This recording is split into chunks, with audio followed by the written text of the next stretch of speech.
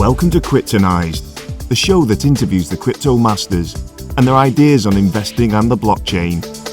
And now here's your host, Mark Fidelman.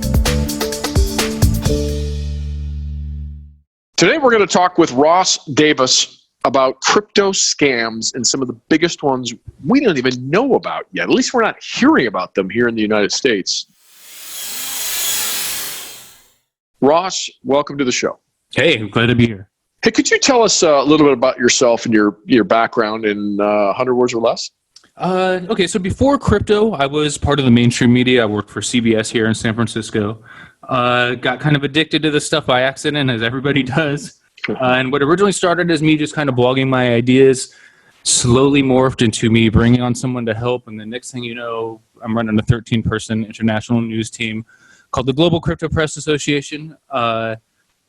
And there we do both journalism, and then we have kind of a back end where the press releases that you see for a lot of these ICOs and cryptocurrency companies, we actually handle the distribution of those for about 200 different blockchain companies.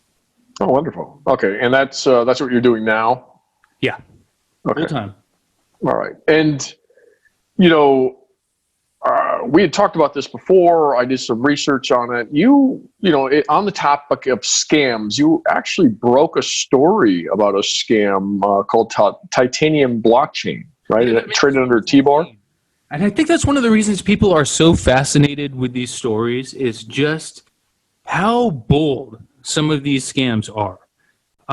This one had a CEO who openly was just publishing. I mean, he's based in the U.S. as well, so it's not some weird thing where he kind of felt safe in a third world country, which we see often. But this guy was trying to say they had partnerships with Apple and Tesla and all these companies that never heard of him, And it was as simple as these things started coming out where people were just direct messaging these companies through their Facebook page and saying, hey, have you ever heard of this guy? And they say, let me check. They'd come back the next day and tell people, we have nothing to do with this. It's that easy to expose the truth. And this person still managed to raise, I think, like $10 million in an ICO. And I knew one of the people who worked for their marketing. Like I said, I do the press releases for these companies. The guy who was doing their marketing for them had just finished doing it for another project. A lot of these guys kind of hop around as one crypto's launching. They'll help with the launch there. Then they'll move on to the next one. That's kind of their thing. They don't stick around to be the marketing guy forever. And that guy was doing that for Titanium at the time that they actually got raided by the SEC. I mean, busting down the doors, taking everyone's hard drives. I mean, it was the real deal. Yeah. I luckily got a little heads up because I knew him, and I was able to go live with the story before anyone else, a couple days before anyone else.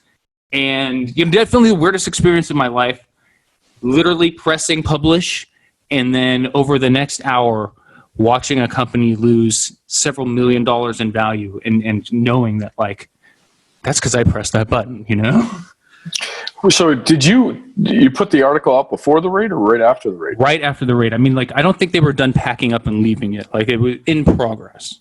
Wow. And what eventually happened to the founder? Right now, he is charged with multiple felonies and awaiting a trial date, the last that I heard. Got it. And did people get their money back, or is he spent it on? No, that's the thing. Nobody really does when these things are over with, because a lot of the value you're looking at is in a token that it drops to almost zero in the first day, and then the company really doesn't have anything to show for it. So the company had all their currency in their own token. They didn't transfer it to Bitcoin. That's a lot. They were actually developing something which is a little different from the other scams you see out there, where there is no product at all. These guys actually did hire. They had 2 different teams of programmers and a marketing team. They had a full staff, a real office building. It was just how they presented it. Which is unfortunate because it sounds actually like they didn't need to do that at all. Yeah. Okay. Weird. Yeah. I mean, why all the bravado when, you probably didn't need it at that time to raise that kind of money? It didn't seem like it was that difficult. There was so much money flying around back then. This is when the ICO craze really took off. Yeah. And, money can bring out a weird thing in people. It really does. seeing this new kind of crypto gold rush, we saw a lot of weird stuff. And it was all over.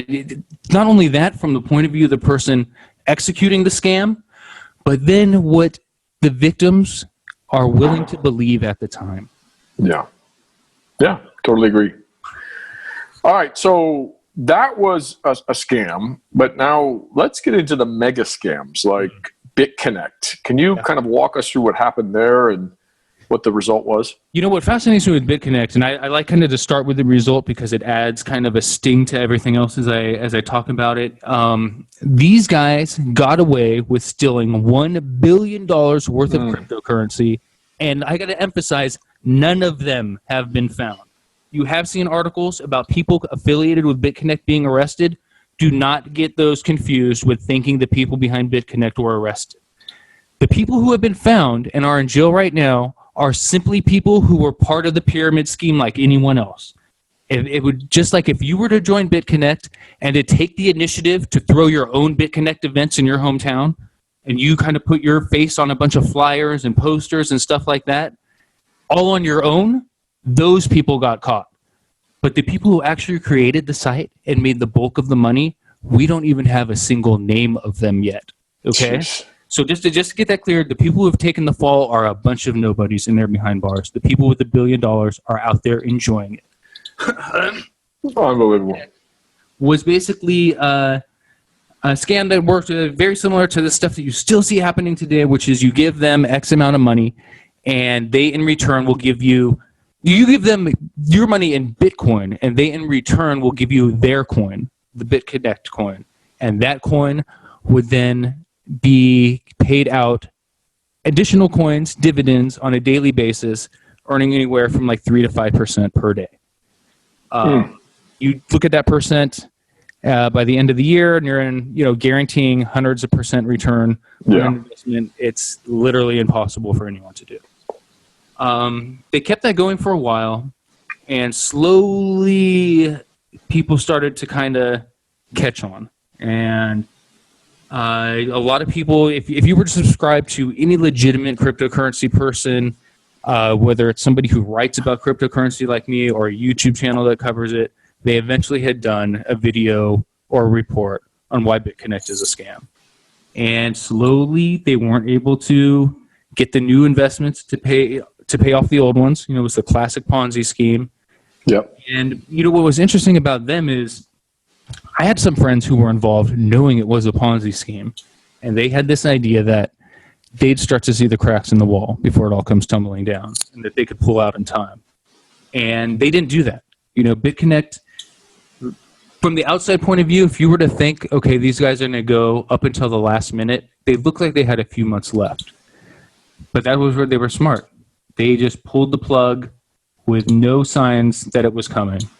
Well, they were still profitable, but they started to see the writing on the wall, And, they disappeared. I mean, they did this thing where they said that everyone will still get paid, but in BitConnect tokens. And they set the value of the tokens that they would pay everyone what they were owed in was the value they were on that day it got shut down. Well, within 5 hours of them saying what the value of a BitConnect token was, it was worth 15% of that. Mm-hmm. So, if you had $10,000 in there, if you got your payout that same day, you're still only getting $1,500 back. Right. It's worth nothing now. It's like 2 cents or something. It's amazing. It's still out there. Yeah. How is it still traded? Scam coins still traded. Yeah. Decentralized exchanges, it doesn't have to be listed or unlisted. Who's on the receiving end of something like that, right? I think it's just people goofing around, really. Yeah. Right. I do too. So my crazy thing with BitConnect, though, is at their boldest point, what they started to do was hire people in local areas to actually set up like BitConnect booths at events. So one of the events I'm involved in and we're a partner with actually is the Blockchain Expo here in Silicon Valley. And BitConnect had a booth there. And I had, this is a YouTube video that had about 250,000 views. And originally, so it's a 3-day event. The first day I go up and try to do an interview with the BitConnect guy, and he's real evasive, as you can imagine. And I mean, that's red flag number one. This is an event where literally everyone who has a booth there is dying to get coverage. That is the entire point that they are there. But BitConnect, for some reason, was really scared of the press, which is, obviously really odd. And I think they know the press is going to ask questions that, some of these attendees who are new to the blockchain world won't ask. So he was really evasive. And he gave me an email address and said, he wanted me to send the questions in advance. And I just walked away, and I'm not going to do that. That's obviously a horrible idea. No, he turned down the interview if he saw my questions in advance. So the next day I showed up and I kind of did an ambush interview. Wow. Where I had my girlfriend hold up a camera. I don't do on-camera interviews. Normally Right. I wanted to sit down and take notes like I normally do. But I had to do it this way, so I handed the girlfriend the camera and just went up, and I did all the math the night before in the hotel room, and it was, I can't remember what it came to. It was something like, if someone invested $100 now, within 5 years they would be a billionaire just by leaving it there. Right. Okay, so how is this sustainable? Like, make right. sense. And he kind of snaps at me and says, we're going to make it change. And I said, well, what do you do to change it? And he says, I don't have to answer that. To get out of here. They basically kicked me out of the booth. And here's another thing that kind of changed the way I saw the scam world. At first, when I started covering BitConnect, I started to actually feel a little bad for these people. They were seeing cryptocurrency on the news. You remember the coverage when it started blowing up? Oh, absolutely. Yeah, wall to wall. Yeah. It was all over. Yeah. They would draw anybody in, Right. So they would get on BitConnect actually thinking they were investing in Bitcoin. Like, oh, this must be what the news is. Oh, really? Absolutely. Yeah, I mean, people were that confused. So at first I felt sorry for them. But then when I had that video up on YouTube of me confronting the guy, it was being shared all over the place. They eventually got enough people, BitConnect promoters, to get together and file fake claims against my account that they actually got my channel terminated, even though I didn't break any rule, just inundating YouTube with reports. Yeah. I started to get death threats. What? Think that the only reason I had this attitude about BitConnect is that I missed the boat. And that was generally the response, man. I mean, it's not people saying like, oh my God, I gave them $1,000. I just took it out thanks to you. I didn't get any of that. These people are just so zoned in. And this is how they fell for the scam in the first place. I mean, any rational thinking person would see that it doesn't work ever and never hand over a penny to them. So you got to realize the people you're dealing with. And now it sounds cool, but I kind of have this people are getting what they deserve attitude now. And it's, it sounds screwed up to say, but man, you would have been really surprised by the response I got at the time. And you see another scam coming that's even bigger than BitConnect. Is that right? Yeah, well, I mean, here's what's interesting about BitConnect is I think it left at least the English-speaking crypto market a little weary of stuff now. That was an experience, and I feel like this is going to happen in every language. So, now you put up something and it has a guaranteed return on it, and you try to post that on any crypto message board or Reddit, you are instantly getting ripped apart by people telling you that's impossible. If they claim that, it's a scam, and it's done. Just right. Ever since BitConnect did that and changed the attitude in the market completely. But you have these other markets that BitConnect didn't really penetrate. So right now, over the last few weeks, there was this massive one that I didn't even know existed until it was broken up, called Plus Token. It was Chinese-based, and BitConnect got away with barely $1 billion. These people have at least $3 billion from the Asia market has been scammed by this Plus Token. Wow. So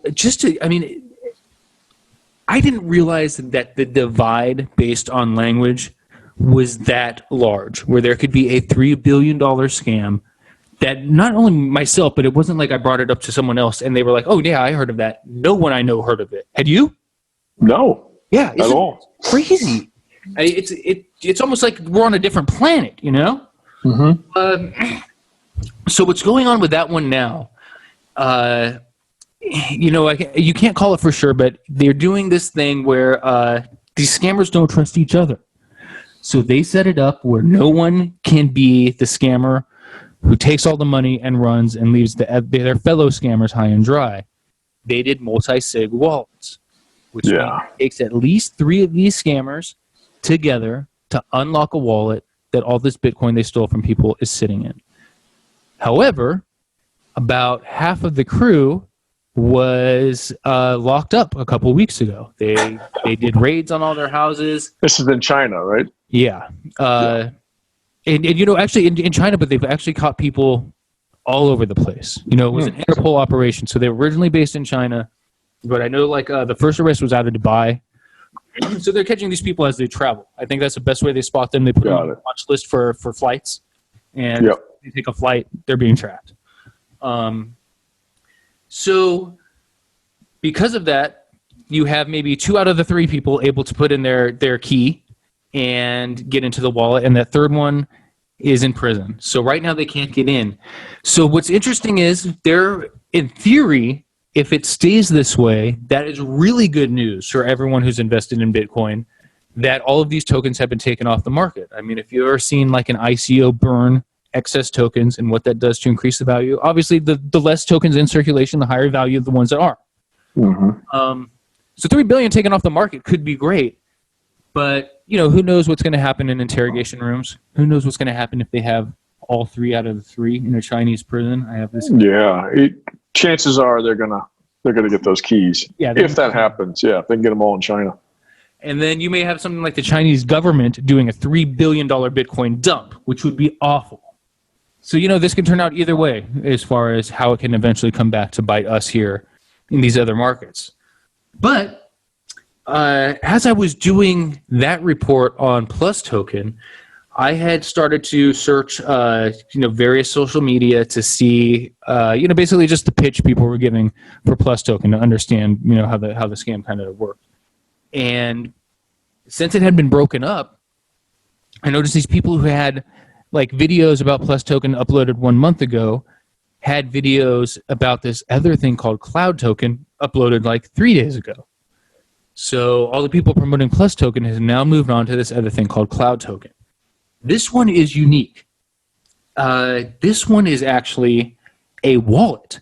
So unlike these other ones where you hand over a legitimate currency like Ethereum or BitConnect or Bitcoin and you get their scam token back like BitConnect, this is one where they say, use our wallet. Give us all your crypto, all your different kinds of coins. We support them all. And we're going to give you interest based on how many tokens you store in our wallet. Yeah.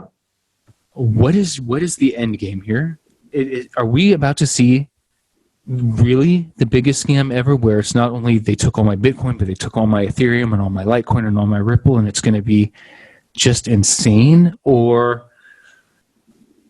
I can't figure out what the end game is, but I do know they're making that classic promised interest payout that is impossible for any company to maintain. So at some point, this is coming crashing down.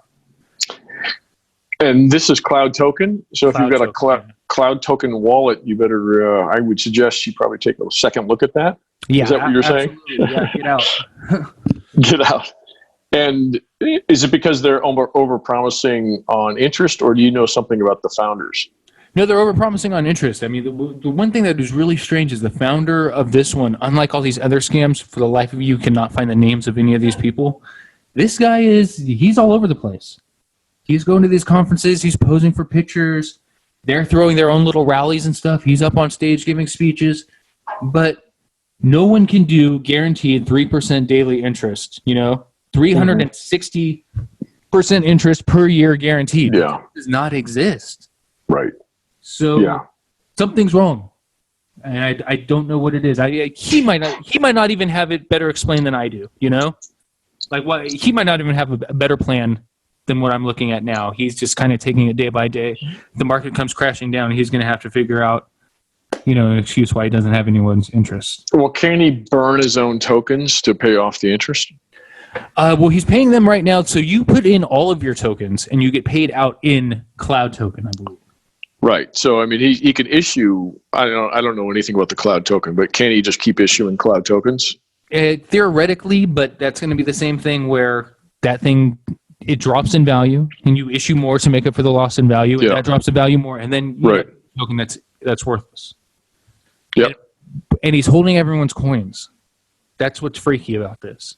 So he's got the keys and everything? Yeah, it's one of those wallets where you don't get your own keys. You don't get your own keys. So he's controlling it, and to get it out, is it pretty easy to get out? As far as I know, it works like a normal wallet. Okay. Yeah. All right. Yeah, that would be interesting. It's weird. It's something we've never seen before. I think, if they know anything about BitConnect, they'd be pretty concerned about doing anything nefarious. But then again, that's what's so crazy, though. Okay, so the way that BitConnect changed it, where it's now really hard to pull a scam in the English market, right after Plus Token, this cloud token is taking off. I don't get why people didn't learn their lesson for the Asia market from that one. You would think you'd be really wary after something 3 times the size of BitConnect just collapsed. Right. Huh.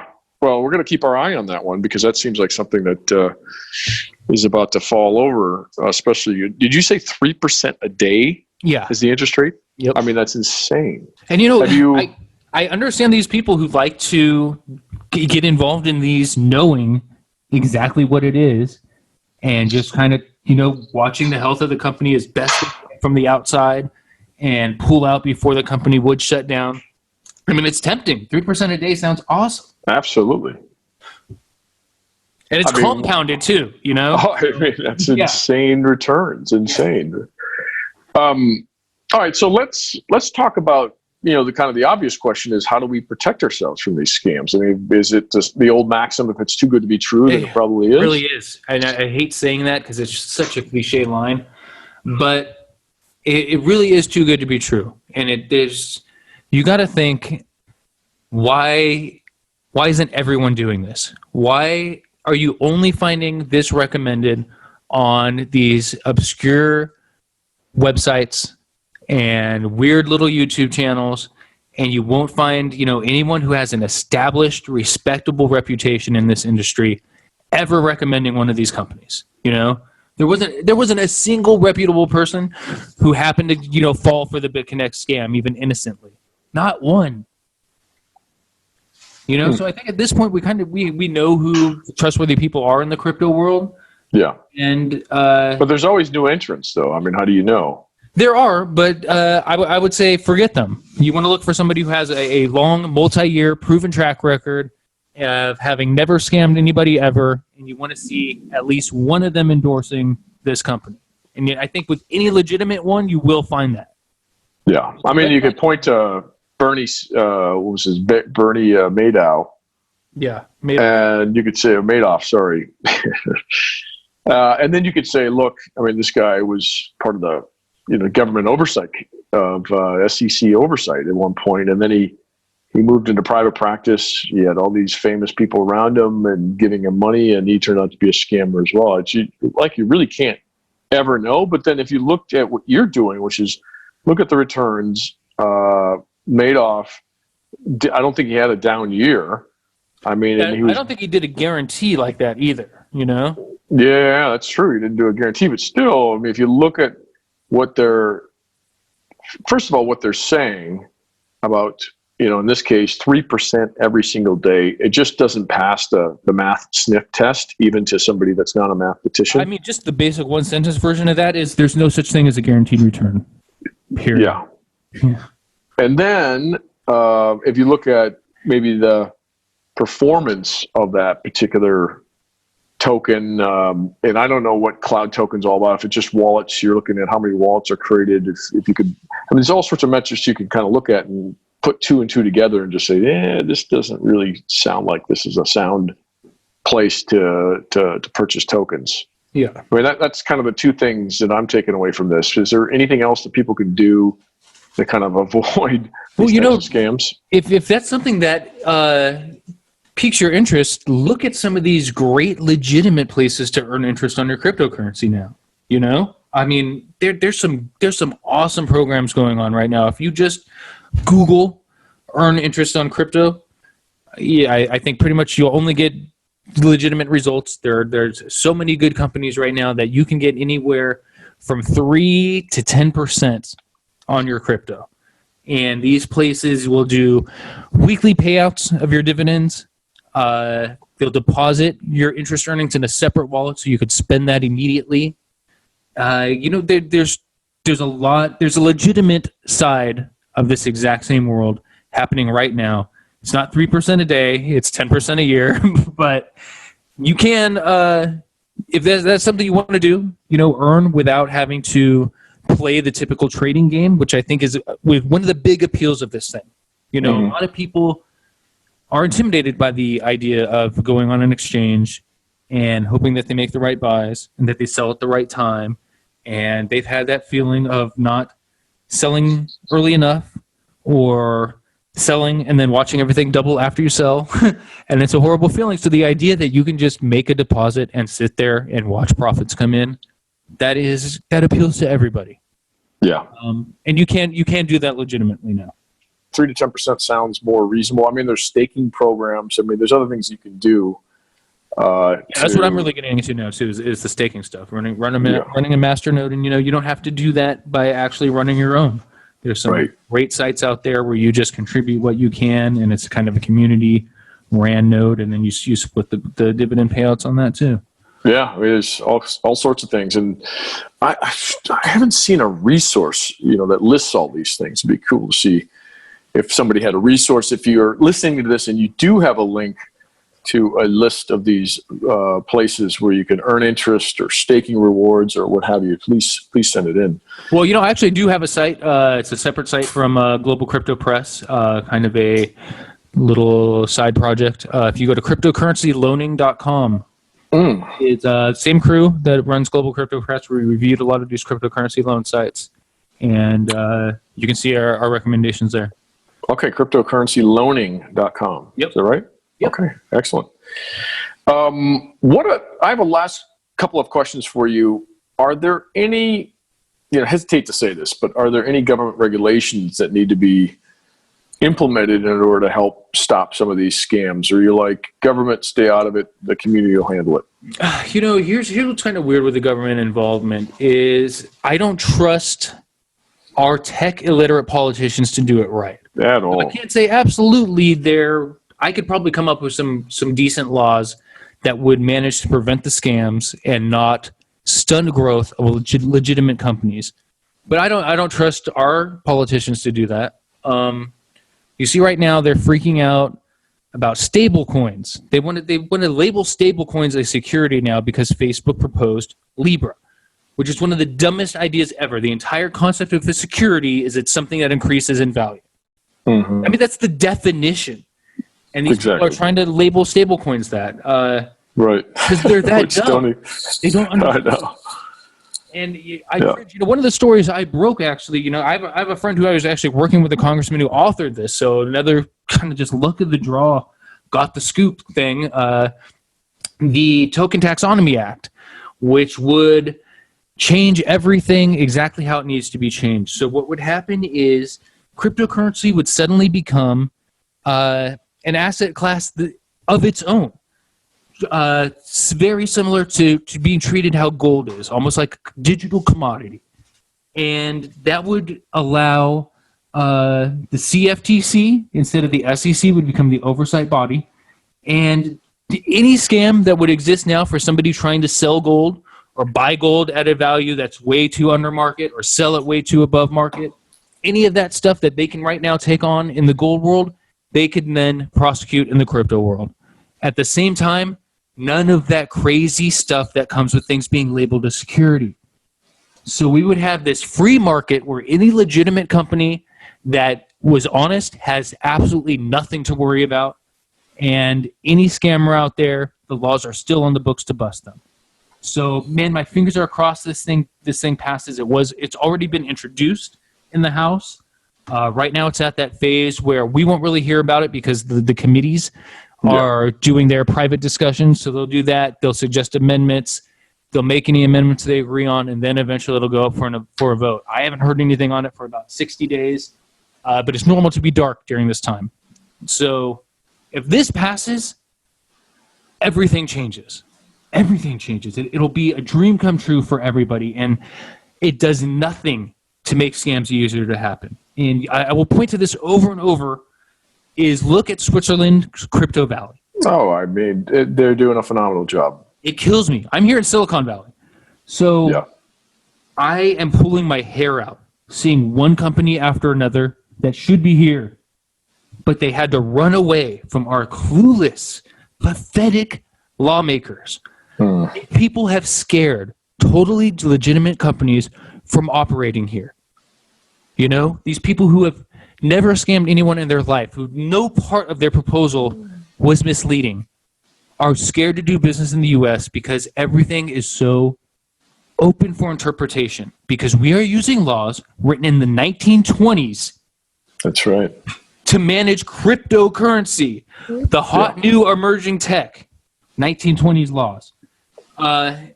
So that we need to fix that gap from 1920s to now needs to be fixed. But look at Congress is doing though. I mean, you saw the Zuckerberg trials, right? I mean, if that's any indication, it's insane. I mean, who knows what's going to happen? I'm not a fan of Zuckerberg. I get not liking Facebook, but I mean, they really showed you how tech illiterate they are. Oh, they really did. And then you got the banks in their back pockets, so to speak. You've got lobbyists that are there. It's just nuts, and I don't know if. We have a crypto lobbyist. I talked to somebody that said we do have a crypto lobbyist firm. I think it's called the Digital something or other. There's a few. There's three now. DC. Yeah, but I don't hear anything about them, and I'm not seeing their work unless it's this last law. Maybe they help propose this and get it. I think they made their first kind of round of political donations in 2016, and I think this next election coming up, I've heard that they have a pretty big war chest to distribute to the people who express opinions that are good for our industry. Yeah. So, okay. Good to know. Results pretty soon from that. All right. Good to know. All right. I've got one last question for you. And I ask everybody this. In 100 words or less, if you could invest a fictional $100,000 in one or two cryptos, what would they be and why? I hate giving investment advice. It's fictional. Really, I got the site popular by doing this, and it was at a time when you almost couldn't be wrong. And then I quit doing it at the time when it could go the other way. So far, I've never been wrong. So I'm going to play it safe and just say, man, Bitcoin and Ethereum, these two aren't going anywhere. If they should be the foundation, I can understand investing in a lot of other coins, but the majority of your portfolio should be in those two tokens. And right now, with Ethereum 2.0 on the verge of launching, I think you are looking at a token that will double or triple in value within the next year. Which one was that? Which one would double or triple? Ethereum. Yeah. I mean, with all the DeFi stuff coming, I mean, there's a lot of good things happening on Ethereum. They still have some things that they got to fix, and they don't have a very good track record of getting these things done on time. I mean, Ethereum 2.0. I mean, what are you thinking? 2 years, 3 years from now? I mean, it should have been here already. But here's the thing: exactly. They don't have a good track record of being on time, but they do have a track record for being very honest about the problems they have and addressing them. Yeah, which is something you cannot say Fair about point. a lot of these tokens, man. A lot of them try to say their problem isn't that big of a problem. Ethereum is not that way at all. They will say that is a problem. We agree, and we're working on it, and that's a good sign. Yeah, I mean, at least they acknowledge the problem. Yeah, and they say, this is what we're doing about it. Their timescales haven't been really, I don't know, I wouldn't call it accurate, but at least they understand there is a problem and they're working on it. And I'd say probably the third token that I own the most of is Stellar, which is kind of the alternative, which is had a pretty great week. Yep.